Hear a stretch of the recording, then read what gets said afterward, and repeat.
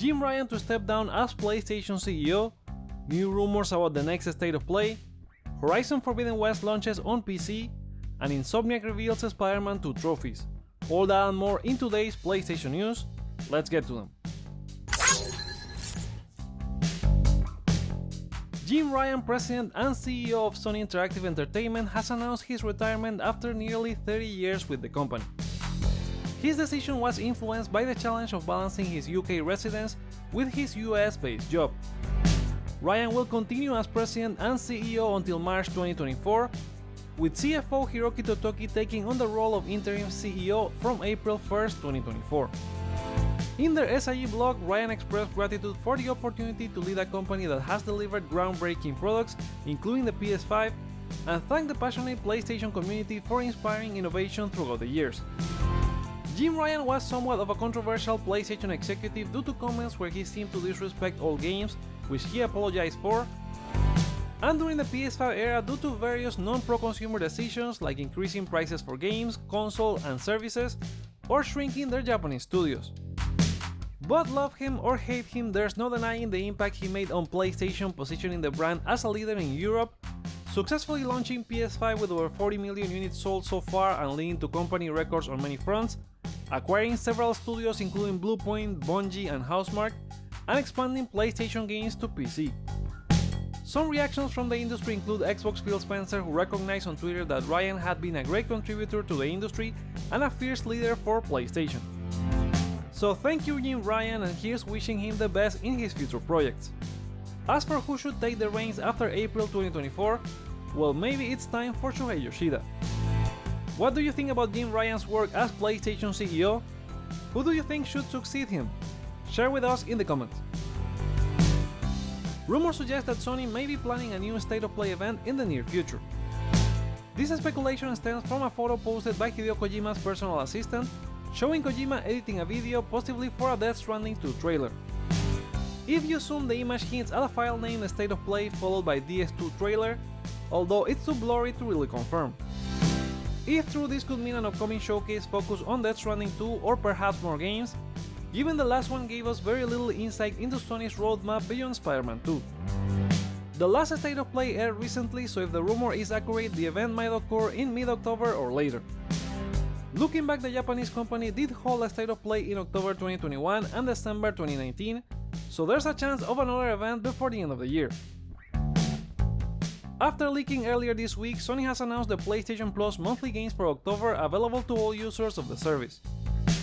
As expected, we get a striking distance futuristic survival horror game The Callisto Protocol, where players must escape a prison on Jupiter's moon overrun by transforming inmates. Farming Simulator 22 with diverse environments, complete with over 400 machines and tools, seasonal cycles, and multiplayer. And the mystery title from the league ended up being Weird West, a dark fantasy take on the Wild West, with unique choices, consequences, and character origin stories that converge in the end. These games will be up for download from October 3rd until November 6th, including both PS4 and PS5 versions for each. This is also your last chance to download September games if you're interested, including Saints Row, Black Desert Traveler Edition, and Generation Zero, all leaving next Monday, October 2nd. The next PS Plus update will be on October 11th, when we'll learn the next round of catalog games. What do you think about next month's lineup? Let us know in the comments below or vote on the poll in the community tab. Horizon Forbidden West Complete Edition is set to release on PlayStation 5 on October 6th, priced at $59.99 US or equivalent in your region. Following the events of Horizon Zero Dawn, players will join Aloy in her mission to save the planet's biosphere. This edition includes the base game, the Burning Shores DLC, a digital soundtrack, an art book, a digital comic book, photo mode extras, the Karja Behemoth outfit and bow, the Nora Thunder outfit and sling, plus the Apex Close Strider Machine Strike piece and resources pack. The game will also finally launch on PC via Steam and Epic Games Store in early 2024, with Nixxes Software handling the port. Insomniac Games has revealed the trophy list for Marvel's Spider-Man 2, offering insights into how players can earn the coveted Platinum Trophy. They didn't reveal any of the story-related trophies, so don't worry, no spoilers here. You can expect the usual story mission completion, gathering collectibles like tech parts, and mastering combat abilities, so it seems it will be a fun achievable platinum. Marvel's Spider-Man 2 is less than a month away as it launches on PS5 this October 20. Now let's speed up into some quick-fire gaming news. Gran Turismo 7's update 1.38 arrives today at 11 PM Pacific and introduces 3 new cars, 2 additional menus, and expands the escapes feature with 29 new locations. Sadly, no new tracks this time, but polyphony continues enhancing the game's experience. Despite a prior pause, the FTC is moving forward with its internal challenge to Microsoft's acquisition of Activision Blizzard. They will now proceed with a trial-like process led by an internal administrative law judge. This decision follows a US appeals court's denial of the FTC's request to halt the acquisition in July. Although the FTC continues to view the deal as a competition threat, it's unlikely to prevent the $69 billion merger from closing by the October 18 deadline, as the UK CMA just approved it. Netflix announced the development of several animated series based on popular game franchises during its livestream event Drop 01. Notable reveals include a Devil May Cry adaptation with a new look for Dante, and a Tomb Raider series inspired by the rebooted games. Castlevania Nocturne and Captain Laserhawk A Blood Dragon remix were also featured, with the latter set to premiere on October 19. These adaptations aim to cater to fans and maintain high standards, promising exciting content in the future.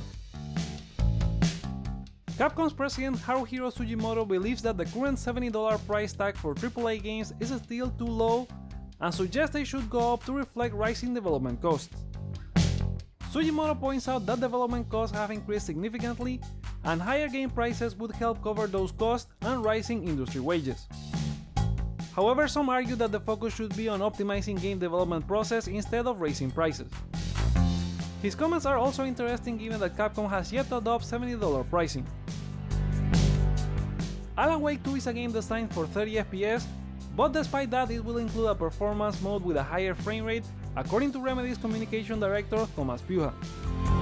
While the game prioritizes visuals and ambience at 30 FPS, a solid performance mode will be available for PS5 and Xbox Series X.